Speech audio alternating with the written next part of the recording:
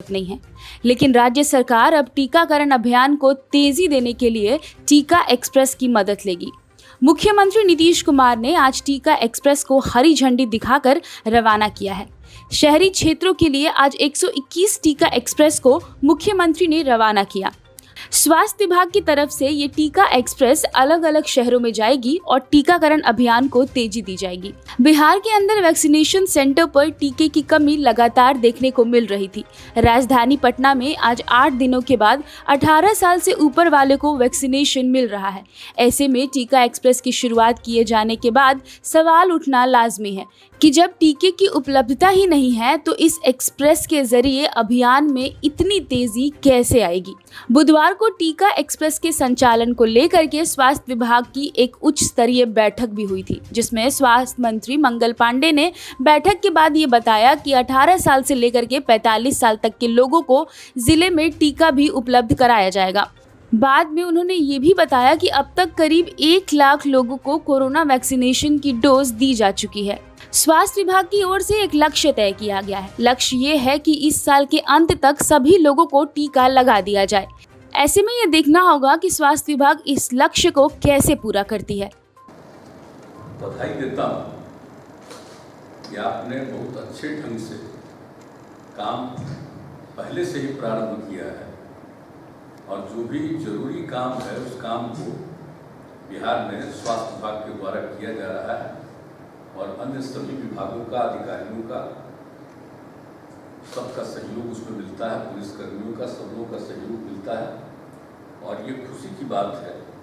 और ये कोई साधारण बात नहीं जो शुरू किया गया था कि गांव में RT-PCR की जांच हो और उसके लिए एक टेस्टिंग वैन की शुरुआत करा दी गई थी और जैसा आप बता ही रहे कि 1000 टेस्ट एक दिन में उस टेस्टिंग वैन के माध्यम से हो रहा है और उसी समय बात हुई थी कि 4 और आने वाला है और उसी समय हम लोगों ने चर्चा की थी कि हम लोगों को चाहिए इसको और बढ़ाना ताकि अधिक से अधिक हम लोग इसका टेस्टिंग कर सकें, RT-PCR का टेस्ट करा सकें। तो अब 4 और आगे और आपने कहा कुछ ही दिन में 5 और आने वाला है, तो इससे काफ़ी सुविधा होगी और ग्रामीण अंचल में शुरू हुआ, ये अच्छी बात है। और जो अब टीका एक्सप्रेस की बात है, जो टीका एक्सप्रेस गाँव में इसके माध्यम से लोगों का टीकाकरण किया जा रहा था, लेकिन अब शहरी इलाके में भी बहुत ज़रूरी था। अब सिर्फ यही नहीं है कि कुछ जगहें जो निर्धारित हैं वहीं पर सब लोग जा करके अपना टीकाकरण करा लेंगे, तो इसको देखते हुए लगा कि सब लोग पहुंच नहीं पा रहे हैं उस तरह से। इसलिए ये जो निर्णय लिया गया ये बहुत अच्छा है कि टीका एक्सप्रेस के माध्यम से जगह जगह जा करके और जो लोग भी टीका लेने से अभी तक वंचित हैं उन सबों का टीकाकरण कराया जाएगा और एक दिन में 200 जो आप लाभार्थी इसका लाभ इससे टीका एक्सप्रेस से करवाएंगे। ये बड़ी खुशी की बात है और इसके लिए जैसा कि आपने बताया कि ग्रामीण अंचल में तो किया ही जा रहा है, काफ़ी बड़ी संख्या में लोग कर रहे हैं। 718 टीका एक्सप्रेस है और आज से आप 121 टीका एक्सप्रेस की ओर शुरुआत करा रहे हैं शहरी क्षेत्रों में। ये बहुत अच्छा होगा और इसके चलते जो हम लोग चाहते हैं कि टीकाकरण हो और हम लोगों का तो उद्देश्य है, केंद्र सरकार का गाइडलाइन है और केंद्र सरकार ने इसके लिए प्रबंध किया है और प्रबंध किया जा रहा है। तो जो अब 85 और उससे 45 और उससे ऊपर वाले जितने हैं उसका टीकाकरण तो इस रूप से हम लोग कर ही रहे हैं, पहले से भी कर रहे हैं। और जो 18 से लेकर के 45 के नीचे तक का जो टीकाकरण है वह भी हम लोगों के यहाँ शुरू हुआ। अब बीच में उसकी टीका की कुछ कमी होती है, उसके चलते भले ही हो, लेकिन फ्री और तेजी से बढ़ रहा है। और जैसा कि केंद्र सरकार से आश्वासन मिल गया है कि अच्छी संख्या में सब राज्यों में जाएगा, हम लोगों को भी मिलेगा, तो हम लोग ये मान करके चलते हैं कि हम लोग इस साल में तो निश्चित रूप से जितना टीकाकरण कराना हम लोग सबका करा देंगे, इसमें कोई शक नहीं है। इससे लोगों की सुरक्षा होगी, लोग का संरक्षण होगा। और ये काम जो आज आपने फिर शुरुआत कर दिया है टीका एक्सप्रेस का, ये सबसे खुशी की बात है। ये मामूली बात नहीं है। जो घर में भी बैठे हुए बहुत लोगों को ये नहीं रहता है कि हम जा करके अपना करा लें, अब वहीं पर रहेंगे, वहीं पर उनका टीकाकरण हो जाएगा।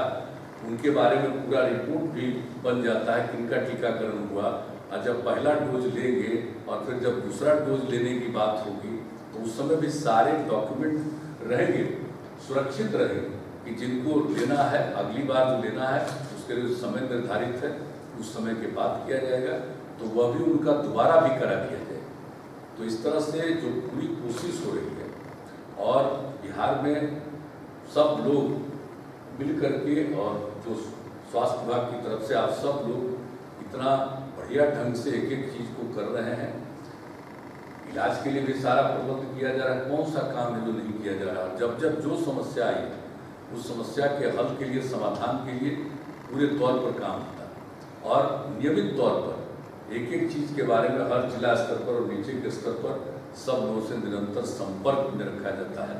और इस बीच में जो हम लोगों के प्रभारी मंत्री थे, जिला वाइज सब जगह MLA, MLC, MP सब लोगों से मीटिंग करके भी लोगों का फीडबैक लिया गया कि भाई उन लोगों को क्या है और उस तरह से हर जिले में क्या स्थिति है उसके बारे में प्रतिदिन जानकारी ली जाती है और उसके हिसाब से जो भी जरूरी कदम है वो उठाया जाता है।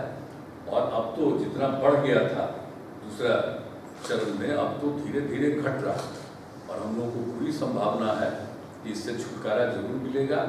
और कोई नहीं जानता है कि इसके बाद आगे कुछ होना है, तो उसके लिए भी पूरी तैयारी हो रही। ऐसा नहीं है कि हम लोग छोड़ दिए हैं, निश्चिंत हैं। केंद्र सरकार भी इसके लिए हर प्रकार से कर रही है कोशिश, काम कर रही है, अपना गाइडलाइन भी दे रही है, लोगों को सहयोग भी दे रही है। और राज्य में हम लोग सब लोग मिल करके एक एक चीज़ पर नज़र रखे हुए हैं ताकि किसी तरह से हम लोगों के यहाँ कोई दिक्कत नहीं आए, कठिनाई नहीं हो और हर प्रकार की सुविधाएं भी हम लोगों को देने का प्रयास कर रहे हैं।